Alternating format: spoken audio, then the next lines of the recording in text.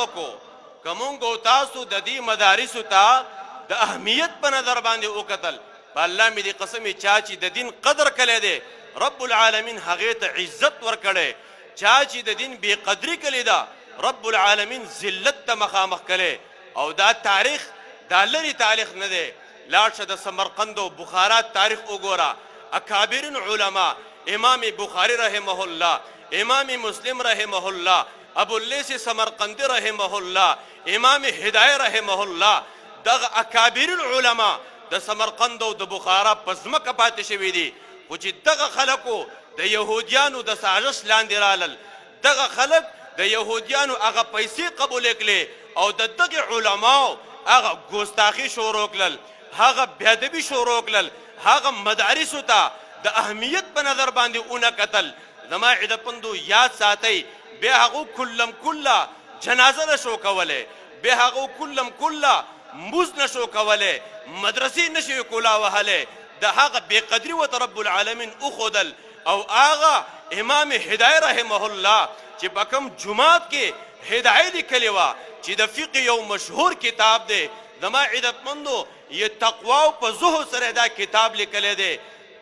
زما عزتمندو په کوم جومات کې چې دا هدایه لیکلې ده دغه خلک را پاسېدل دغه علماو ته په ښه نظر باندې ونه کتل دغه مدرسو ته په هتک په نظر باندې وکتل زما عزتمندو امام هدایه رحمه الله چې په کوم جومات کې هدایه لیکلې وه په دغه جومات کې کلم کله شراب څکل شروع شو زما عزتمندو د دې قرآن قدر وکړو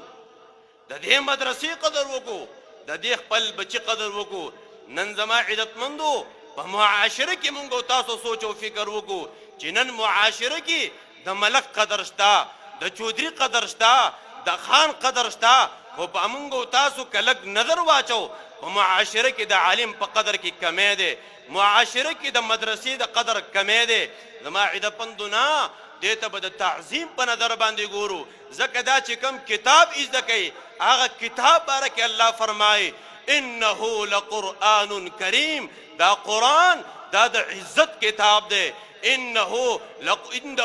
دا قرآن چې کوم دی مجید دا ستایلی شوی کتاب دی زما عزتمندو دومره مونږ تاسو وکړو چې د دې طلباو د دې علماو او د دې مدارسو سره مونږ تاسو محبت ساتو او دا عزم وکړو چې انشاءالله دا بچې چې ما ورته قرآن وښودو مدرسې ته مې ولېږو استاذ مخې ته مې کښېنو زما عزتمندو رب العالمین څومره خوشحالیږي جناب نبی کریم صلی الله علیه وسلم فرمایي کله چې طالب علم د علم په طلب کې روان شي الله دومره خوشحاله شي رب العالمین فرشتو ته وایي فرشتو لاړ شئ او د دې طالب علم د خپو لاندې خپلې وزرې غوړې کوي ولې رضا لطالب العلم چې دا طالب علم دا خوشحاله شي اوس زما عزتمندو دا طالب علم دی نن به قرآن زده کړي بل ورځ به عالم جوړ شي او چې بیا عالم جوړ شي نو بیا دا صرف د نبی علیه الصلاة والسلام وارث نه دی وان العلماء ورثة الانبیاء دا د تمام پیغمبرانو وارث دی